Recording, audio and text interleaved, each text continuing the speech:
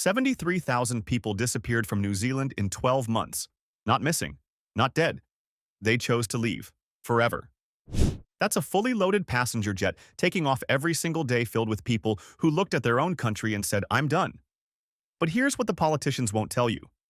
This isn't migration. This is systematic economic extraction disguised as friendship. And by the time I'm done explaining this, you're going to see one of the most brilliant geopolitical cons in modern history. New Zealand and Australia call themselves special partners. They have the closest relationship of any two developed nations on Earth.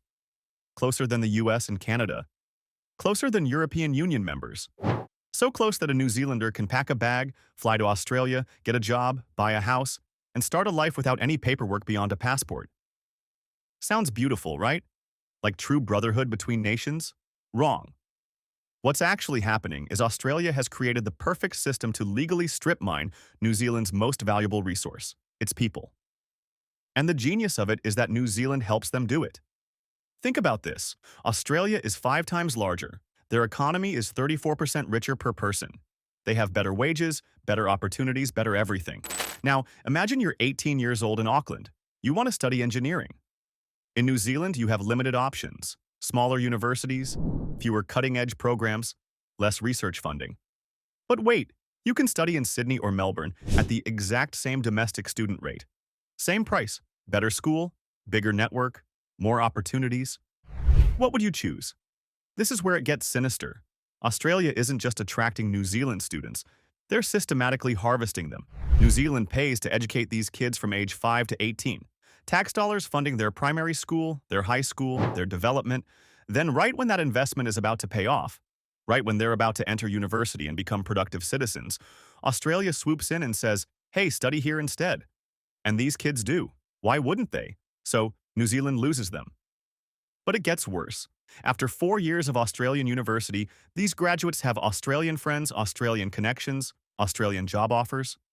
They've spent their entire adult formation in Australia. They've built their identity there. The chance they return to New Zealand? Almost zero. New Zealand paid for their childhood. Australia gets their productive years. New Zealand gets nothing. This isn't accidental. This is policy. This is intentional. The healthcare robbery. Let me tell you about the most brazen move I've ever seen in international relations. During the pandemic, New Zealand's nurses were protesting in the streets. They were exhausted, underpaid, demanding better conditions. These were the same nurses who'd worked around the clock during lockdowns keeping New Zealanders safe. And while they were protesting, the Queensland government took out a full-page advertisement in New Zealand's largest newspaper recruiting those exact nurses to move to Australia. Read that again. While New Zealand healthcare workers were begging their own government for decent treatment, Australia literally advertised in their newspaper to poach them. The promise?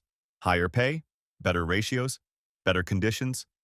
Everything they were asking for, just in a different country. And it worked. Thousands left. By recent counts, 1 in 4 nurses working in Australia is from New Zealand. New Zealand trained them, educated them, paid for their nursing degrees. Then Australia offered them what their own country wouldn't. And just like that, gone. This is economic warfare dressed up as job opportunities. The math that doesn't lie. Here's what really makes this unsustainable. The people leaving aren't random. More than a third are aged 18 to 30. The future taxpayers, the future innovators, the future leaders. They're being drained away right when they're about to contribute. Meanwhile, the people moving from Australia to New Zealand, mostly tourists and retirees, people who come to enjoy the scenery, buy vacation properties, and eventually need healthcare services. So New Zealand loses young workers who generate tax revenue and gains older people who consume services. This is a demographic death spiral. And the economic numbers are absolutely brutal. New Zealanders face higher costs than almost anyone in the developed world relative to what they earn. Everything is expensive because they're isolated. Shipping costs more. Choice is limited. But their wages haven't kept pace because the economy is smaller and less productive. You want to buy beef in New Zealand? Beef that New Zealand produces. You pay international export prices because the producers can sell it globally. You want to buy imported goods? You pay premium shipping because you're at the edge of the world. You want a good salary? Tough luck. The jobs aren't there. It's financial strangulation. Want to know who really controls New Zealand's economy? Australia? 4 of New Zealand's major banks? Australian-owned. The 2 biggest supermarket chains? Australian-controlled. Major gas stations? Australian. Food distributors? Australian. Telecommunications companies? Increasingly Australian. This isn't conspiracy theory, this is documented corporate ownership. Australia doesn't need to invade New Zealand. They're buying it one industry at a time. And here's the kicker. Because of their special relationship, there are barely any regulatory barriers to this. Australian companies can operate in New Zealand almost as if there's no border at all. They extract profits, send them back to Sydney, and New Zealand gets scraps. The relationship isn't partnership, it's extraction. Why can't New Zealand fight back? Because they're trapped. Completely and totally trapped. If New Zealand tried to restrict Australian migration, they'd lose their main export market. If they tried to block Australian corporate ownership, they'd lose critical foreign investment. If they tried to close their economy, they'd become even more isolated. They need Australia more than Australia needs them. And Australia knows it. This is the same pattern you see whenever a small nation partners with a giant neighbor. Mexico and the United States, Belarus and Russia, the smaller partner always gets slowly absorbed. They lose their sovereignty piece by piece, not through invasion but through economics. And the politicians? They can't say any of this out loud. Both countries' leaders keep smiling, keep talking about their special bond, keep pretending this is mutual benefit, because admitting the truth would mean admitting they've sold out their own citizens. The Australian government benefits from cheap skilled labor they didn't pay to train. The New Zealand government can't admit they're failing to keep their own people, so they maintain the fiction while an entire generation vanishes. Here's what makes this so insidious. Every individual decision is completely rational. If you're a nurse being paid $32 an hour in New Zealand and Australia offers you $50, you'd be crazy not to take it. If you're a graduate choosing between a dead-end job in Wellington or a career-launching position in Melbourne, there's no contest. Nobody's doing anything wrong individually, but collectively, they're destroying their homeland.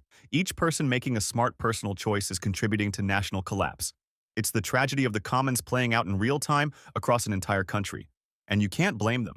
You can't tell a young person, stay poor for patriotism. You can't ask someone to sacrifice their family's future for abstract national interest. That's not how human beings work. But nations die this way, not with bombs, with opportunities elsewhere. If you think this doesn't matter because you don't live in New Zealand, you're wrong, because this is the future for every small developed nation in a globalized world. Once you allow completely free movement between countries with massive economic disparities, the smaller one always loses, always. The gravity of the larger economy is too strong. We're seeing hints of this everywhere. Young Europeans leaving Southern Europe for Germany. Young Americans leaving Puerto Rico for the mainland. Talented Canadians moving to the United States. The same pattern over and over. Capital and talent flow toward maximum opportunity. And in a world without borders, that means small nations become talent farms for large ones. New Zealand is just the most extreme example because they've removed essentially every barrier. They made it frictionless. And now they're paying the price. At current rates, New Zealand's population could actually start shrinking within decades. Not from disaster, not from war. From people simply choosing to leave. They'll become a nation of two groups, the elderly who can't leave and the young who haven't left yet. Everything in between will be in Australia. Their tax base will collapse. Their innovation will collapse. Their culture will become a museum for tourists. They'll become what rural America has become, beautiful, empty, left behind. And the worst part? There's no solution, not really. They can't compete with Australia economically. They can't close their borders without destroying their economy. They can't raise wages without businesses leaving. They can't improve opportunities faster than a country 5 times their size. They're checkmated. Sovereignty isn't just about military power or political independence. It's about economic independence. And in the modern world, small nations don't have it. When people can move freely and economic disparities are large, borders become suggestions, national identity becomes nostalgia, and countries become resource pools for their larger neighbors. New Zealand proves that you can lose your country without ever firing a shot. You just need to make it easier to leave than to stay. And right now, 73,000 people per year are learning that lesson. Each one looking back at those beautiful islands and wondering if they'll ever be home again. Most won't, because home isn't just a place, it's opportunity. And New Zealand's opportunity walked across the Tasman Sea and didn't come back. That's not migration. That's not brain drain. That's national dissolution in slow motion. And the scariest part? It's perfectly legal. It's even celebrated. Two friendly nations with open borders and shared prosperity. Except only one nation is prospering, the other is bleeding out, and nobody in power will admit it. So ask yourself this. If friendship can kill a country this slowly and this completely, what happens when you're not even friends? Think about that. Next time someone tells you open borders between unequal partners is just about freedom and opportunity. Because somewhere, right now, another young New Zealander just booked a one-way flight to Sydney. And nobody's going to stop them. Because how could they? This is what winning looks like when nobody's even fighting. This is what defeat looks like when everyone's still smiling. And this is what the end of a nation looks like when it dies to applause.